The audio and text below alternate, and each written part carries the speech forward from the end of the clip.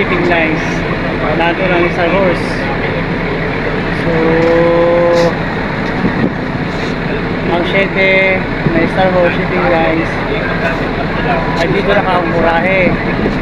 Kaya ipakikita ko sa inyo na hindi pa gasinong tapos ang Peña Price sa 7. Malaki pa ang gawa dito mga ka-amazing. So yung iba naman unti-unti na natin matapos. Yung iba naman talagang napakalaki pa. Hindi pa ho mangyayari na bumiyahe sa 7 sa ngayon. Kasi under construction pa siya. Kaya ito siya mga ka-amazing.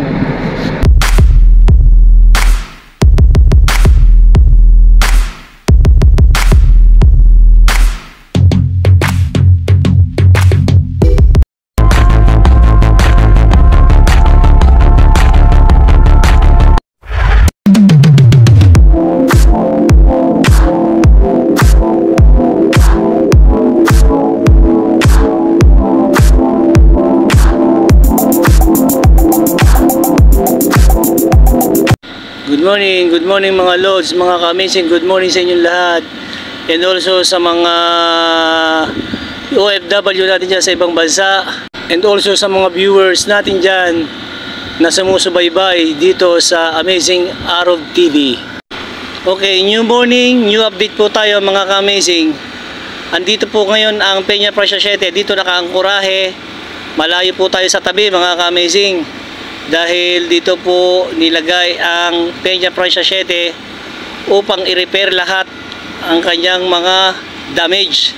At halos lahat ito ay pinagaganda ng ating butihing nangangasiwa ng Star Horse Shipping Lines. Mga ka-amazing, dito po sa loob nito ay makikita nyo po kung ano ang itsura na nitong Peña Price 7 na inyo pong minamahal.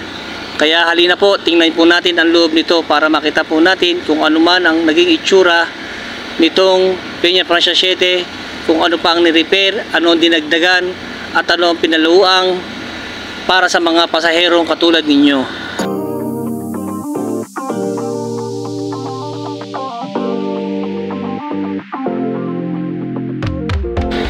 Dito sa loob ng car deck mga ka-amazing ay tulong-tulong lahat ang mga crew. At syempre ito rin ang aming superintendent ay isa rin sa tumutulong sa mga gawa dito sa loob ng barko. Napakasipag nito ang aming superintendent. Halos hindi na tumitigil sa pagtatrabaho. Kaya sabi nga ng mga tao dito sa loob ng barko, walang tamad sa Star Horse. Yan po ang pinakang motto ng mga crew. Kaya lahat halos po dito ay tulong-tulong sa paggawa, pagkilos, para mapaganda ang loob ng car deck na ito.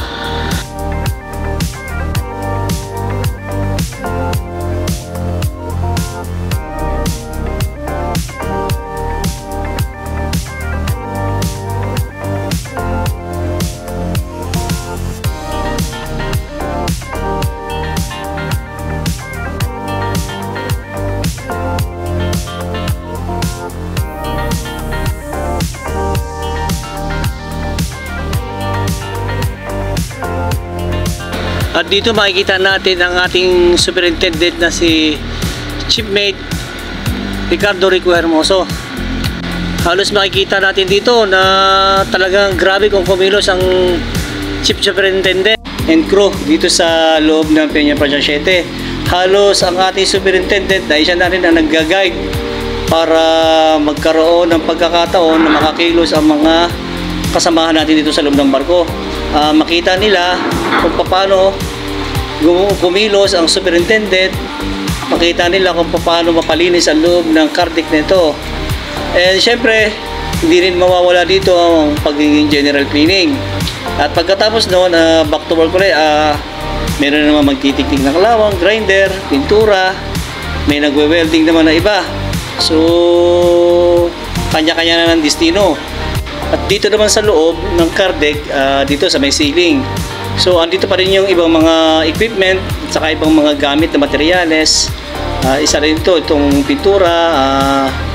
Syempre hindi mawawala yan. Yan ang gagamitin natin para mapaganda ang kisaming ito. And syempre ang buong barko, syempre kailangan natin pagandahin yan. para sa mga pasahero natin na sumusuporta dito sa Peña Francia 7.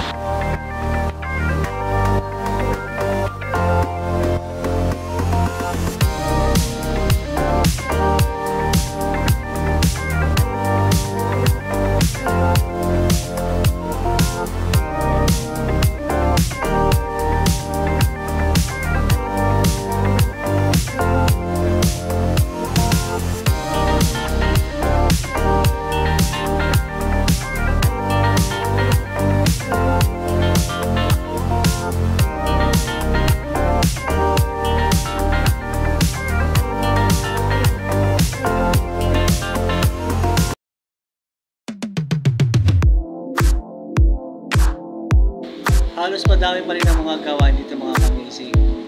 Pero makikita nyo na rin dito na may pagkakaiba na ang second deck. So ibig sabihin mga kamising, nagkakaporma na. Pwede na rin natin ito masabing maayos na at maganda na. Wala pa nga lang tayong mga table. Siyempre yung mga bangko natin dito na pwesto na para sa mga pasahero. Pero maski pa paano mga kamising, nakikita nyo na kalooban nito na nagkakameron na ng kaayusan. Maging ang mga CR ito mga kamising ay maayos na. Kulang lang dito mga kamising ay mga cubicle dito sa men's CR. So doon din sa ladies, ganun din mga kamising. Ito mga kamising ang mga eleganteng kulay at elegante rin na pintura ang ginagamit. Dahil dito ay napapanitili natin maayos, malinis. Maging dingding man o maging kisame siya o lahat ng parte, mabahigaan at lahat ng kwarto ay mapapaninis natin ito ng maayos.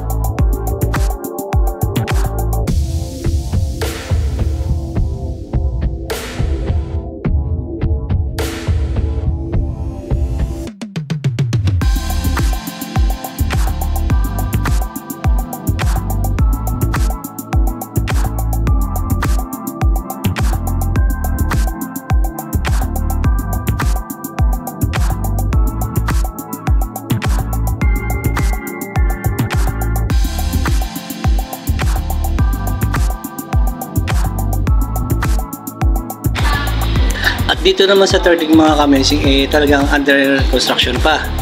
So naglalagay pa sila ng double ceiling and yung ibang mga wall dito ay inaayos na rin. Kaya makikita natin dito kamising talaga medyo malaki pa ang gawain. Pero ang kagandahan dito mga kamising ay pinilawak itong third deck dahil dati ito ay may division. So tinanggal yung division, nilagyan na ng pwesto para sa mga pasahero. So yung ilalagay na lang dito is lahat ng ito ay bangko. Puro bangko na lang doon mga kamising ang ilalagay para hindi na nasisigipan ng mga pasahero. Halos napakalaki pa ng gawain mga kamising makikita natin dito sa Peña Francia 7. So wala pang kasiguruhan mga kamising kung kailan ito babiyahe dahil pero as of now mga kamising ito minamadali na talaga para naman matapos na rin ang gawain dito at maibdala na ito ng Lucena sa sakat ito babiyahe mga kamising.